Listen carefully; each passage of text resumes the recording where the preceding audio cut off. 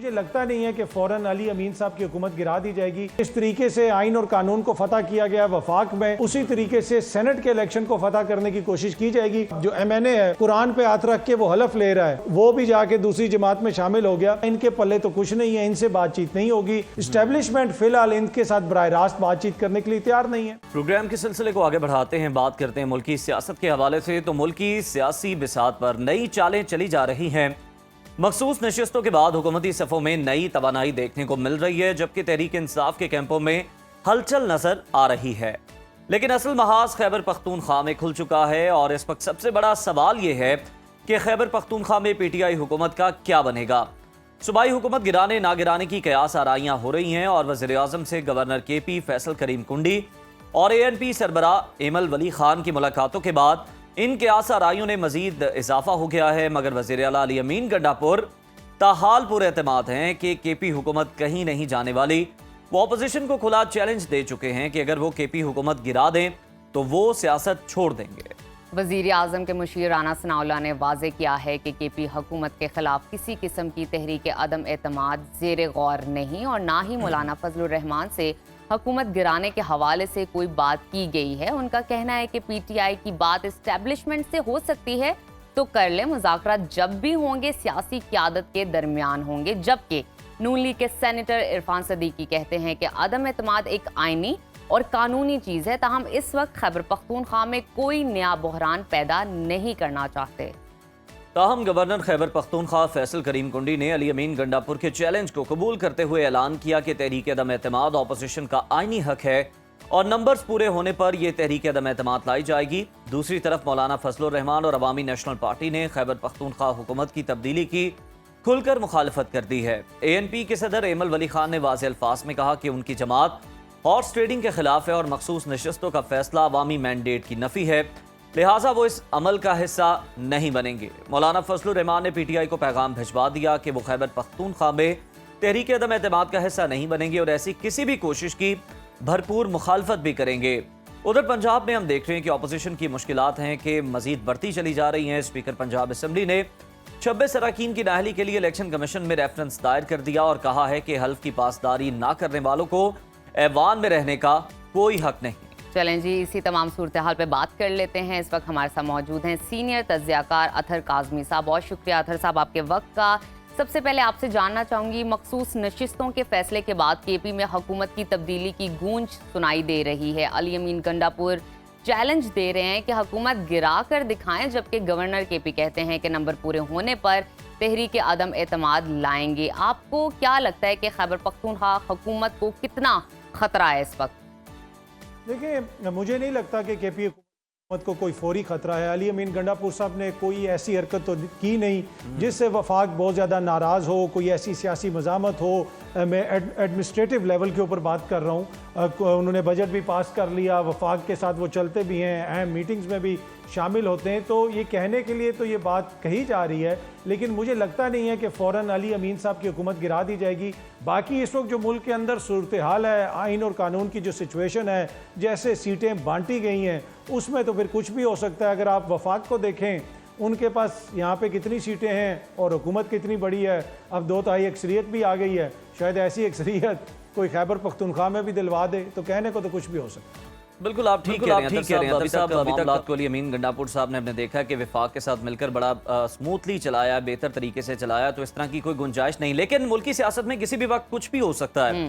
Horse trading और number game में तब्दीली अब एक रिवायत बन चुकी है।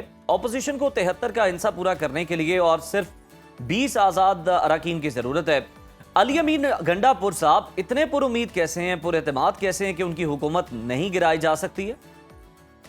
देखिए, ये बड़ी अनफॉर्चुनेट जो यकीनन जिसकी जानिब आपने भी इशारा किया कि हॉर्स ट्रेडिंग एक नॉर्मल चीज़ बन गई है। पहली बात यह है कि हमने इसको नॉर्मलाइज नहीं करना। जो लोग भी ये करते हैं वो कतन ना मुल्क के दोस्त हो सकते हैं, ना वो आइन के दोस्त हो सकते हैं। ये वो लोग हैं जिनकी वजह से हमेशा हमारे मुल्क को नुकसान पहुंचा। इनको शर्म आनी चाहिए जो अपना वोट बेचते हैं। क्या अवाम इनको वोट इसलिए देती है कि वो बेच के PTI में शामिल हो जाएं या नून लीग में शामिल हो जाएं? तो जो भी ये करेगा, मेरे ख्याल में वो पाकिस्तान की सियासत के साथ कोई अच्छा काम नहीं कर रहा होगा। हाँ, क्या अब ऐसा वहाँ पे हो सकता है? माजी के अंदर तो हुआ, लेकिन इस वक्त जो मौजूदा हालात हैं उसमें पहले जो टेस्ट आएगा वो आएगा सेनेट का इलेक्शन, और इसी वजह से मुझे नहीं लगता कि सेनेट के इलेक्शन से पहले हुकूमत को गिराने की कोशिश की जाएगी। पहले जिस तरीके से आइन और कानून को फतह किया गया वफाक में, उसी तरीके से सेनेट के इलेक्शन को फतह करने की कोशिश की जाएगी। अगर वहाँ पे इनकी बात चल गई, कुछ लोगों के ज़मीर जाग गए और कुछ लोग जाके हुकूमत के साथ शामिल हो गए, तो फिर ये शायद हुकूमत की तब्दीली का फ़ैसला करें। हाल ही में हमने देखा कि एक शख्स जिसका जो MNA है, कुरान पे हाथ रख के वो हलफ ले रहा है और वो भी जाके दूसरी जमात में शामिल हो गया। तो ये तो इस वक्त हमारी इखलाकियात की हालत है। ऐसे में फिर आप किस पे गिला करें और किस पे गिला ना करें। काज़मी साहब, आपने दुरुस्त इशारा किया, बड़ा प्रिंसिपल स्टैंड जो है वो इस पर लेने की ज़रूरत है, जो कि मौलाना फजलुर रहमान ले रहे हैं, और ये बड़ा अनफॉर्चुनेट है जो कि उस्मान साहब ने किया। बिल्कुल ऐसा ही है। और मजीद आपसे जानते हैं इस हवाले से, मौलाना फजलुर रहमान और अवामी नेशनल पार्टी ने केपी हुकूमत गिराने के अमल का हिस्सा ना बनने का ऐलान किया है, जैसे कि अभी हम तज़किरा कर रहे थे। क्या मौलाना और ANP के बगैर अपोजिशन जमातें वज़ीर आला के खिलाफ तहरीक अदम एतमाद ला सकेंगी? क्या कहेंगे इस पर? के बगैर वज़ीर आला के खिलाफ अदम एतमाद आएगी या नहीं आएगी, देखिए तहरीक इंसाफ की तो बहुत बड़ी वहाँ पे लीड है। तो मौलाना कोई असूली सियासत तो नहीं कर रही। या तो मौलाना ने ये अनाउंस कर दिया होना कि मैं मखसूस सीटें नहीं लूँगा क्योंकि मुझे वोट नहीं पड़ा, मैं तो अपनी सीट भी हार गया हूँ, मुझे तो जाके पशीन से इलेक्शन लड़ना पड़ा, मैं बलोचिस्तान से मुंतखब हुआ हूँ, मैं तो DI खान से मुंतखब भी नहीं हो सका, और उनका वज़ीर आला बनाने की बात की जा रही है। ये देखें इस वक्त ये जो सारा सिनारियो है, इससे आप अंदाज़ा लगा लें कि वोट की कितनी इज्जत है और कितना बड़ा अलमिया हम देख रहे हैं कि जिनको अवाम ने मुस्तरद किया है उनकी हुकूमत बनाने की बातें हो रही हैं, और इसको नॉर्मलाइज किया जा रहा है कि जी मौलाना हुकूमत बना लेंगे, ये हुकूमत बना लेंगे। तो कैसे भाई हुकूमत बना लेंगे कि आपको अवाम ने वोट दिया है? तो मुझे नहीं लगता कि ये इतना आसान होगा, लेकिन कोशिश वो पूरी करेंगे। कोई असूली मौक़िफ़ ना ANP ने लेना है ना मौलाना ने लेना है। वो अहमद वली खान साहब जो जाके बलोचिस्तान से सेनेटर बन गए और इधर वो बड़ी बड़ी तकारीर करते हैं, उनको बलोचिस्तान से किसने मुंतखब करवाया है? बलोचिस्तान में किसकी हुकूमत है, किसका असर व रसूख है, क्या हमें नहीं पता? तो मेरे ख्याल में कोई असूली मौक़िफ़ नहीं है। जब इनको मौका मिलेगा ये 1 मिनट नहीं लगाएंगे इक़्तिदार में आने में।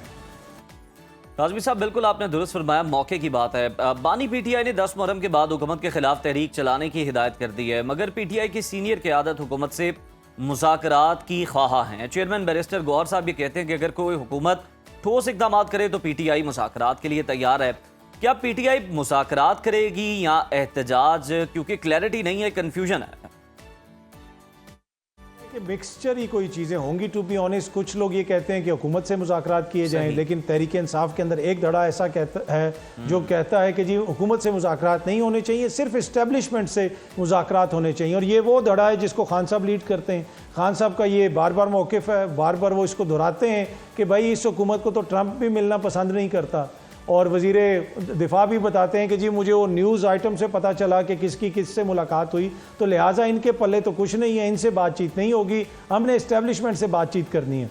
इस्टेब्लिशमेंट फ़िलहाल इनके साथ बराह रास्त बातचीत करने के लिए तैयार नहीं है। वो किसी वाया के ज़रिए, किसी और के ज़रिए शायद कोई एंगेजमेंट वो कर लें, लेकिन बराह रास्त मुझे बातचीत उस तरह होती भी नज़र नहीं आ रही, जिसकी वजह से मैं ये समझता हूँ कि मुझे कोई नतीजा भी निकलता हुआ नज़र नहीं आ रहा किसी भी किस्म के मुज़ाकरात का।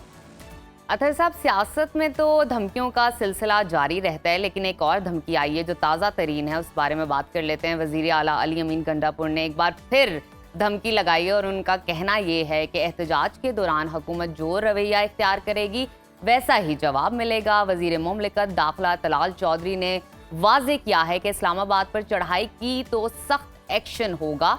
इस बार PTI का एहतजाज पुरअमन होगा या इस बार फिर से वही महाजराई देखने को मिलेगी हमें? माशाल्लाह, गंडापुर साहब की धमकी की तलाल आगे से जवाब, इसके ऊपर अब बंदा क्या बात करे। गंडापुर साहब तो हमेशा इसी किस्म की धमकियां देते हैं। देखें, जमहूरियत में कोई ताकत आपकी ताकत नहीं होती है। आपकी ताकत जो है वो वोट होता है, वो अवाम की मंशा होती है। इस वक्त वोट जो है खैबर पख्तूनख्वा में इमरान खान साहब के साथ है, तहरीक इंसाफ के साथ है। पूरे मुल्क के अंदर भी जो सूरत हाल है वो हमारे सामने है। हम आपने आपको एक दूसरे को तसल्लियाँ देने के लिए जो मर्जी कहते रहें, ख़त्म शुद्ध कर दें, वो कर दें, ये कर दें, आज मैं और आप भी इस मामले पे गुफ्तगू कर रहे हैं, इसलिए कर रहे हैं कि ये रेलेवेंट चीज़ें, तो मुझे नहीं लगता कि कोई ऐसा खुदा न खास्ता एहतजाज होगा जिसमें कोई बहुत बड़ा तसादुम होगा। मुझे यही लगता है कि छोटी मोटी तहरीक चलेगी और साथ एंगेजमेंट का जो अमल है उसको भी आगे बढ़ाने की कोशिश की जाएगी। बिल्कुल ठीक कह रहे हैं आप काज़मी साहब। एक और सूबे की हम बात कर लेते हैं केपी के बाद।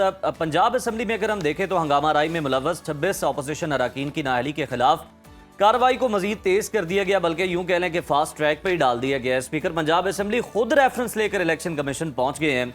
क्या स्पीकर साहब आपको लगता है कि अपने मकसद में कामयाब हो सकेंगे? जी, पंजाब असम्बली के अरकान को जो डी सीट करने की बात हो रही है, क्योंकि उन्होंने मरियम नवाज साहिबा के सामने एहतजाज किया। मेरे ख्याल में उनको सिर्फ डी सीट नहीं करना चाहिए, उनकी नेशनैलिटी भी खत्म करनी चाहिए। ये होते कौन है कि शाही खानदान की वज़ीर आला के सामने खड़े होकर वो एहतजाज कर लें? क्या इसी असेंबली में हमने नहीं देखा जब परवेज अलाई साहब को मारा गया था? क्या इसी असेंबली के अंदर हमने एहतजाज होते हुए नहीं देखे? क्या ये लोग आसमान से उतरे हैं कि इनकी तनख्वाहें 2 लाख से बढ़ा के 9-9 लाख कर दो, 12-12 लाख कर दो? कल ही खबर सामने आई कि पंजाब के जो वज़रा हैं उनका लीव अलाउंस भी बढ़ा दिया गया है। और गुजरांवाला से खबर आई कि एक बच्चे ने तेजाब पी के खुदकुशी कर ली है क्योंकि बिजली का बिल वो नहीं दे सकते थे। उसके वालिद के ऊपर पर्चा हो गया, उनको जेल में बंद कर दिया गया, वो जमानत नहीं करवा सकते, जुर्माना नहीं अदा कर सकते, और ये यहाँ पे लाखों रुपए आपस में बांट रहे हैं। और जी मरियम के सामने एहतजाज हो गया है तो लिहाजा इनको डी सीट कर दो। भाई डी सीट ना करें, आप इनकी नेशनैलिटी ख़त्म करें ताकि जान छूट जाए, और जितने भी पाकिस्तानी हैं इन सब को कहीं पे भेज दें, और सिर्फ यहाँ पे जो शाही ख़ानदानों के बच्चे हैं उनकी खिदमत करे, मीडिया भी खिदमत करे, ब्यूरोक्रेसी भी करे, सब लोग मिल के करें। मेरे ख्याल में बड़ा अच्छा कदम है। इनको डी सीट भी करना चाहिए, इनकी नेशनैलिटी भी ख़त्म करनी चाहिए। काज़मी साहब, आपने सही इशारा किया, बहुत शुक्रिया आपके वक्त का।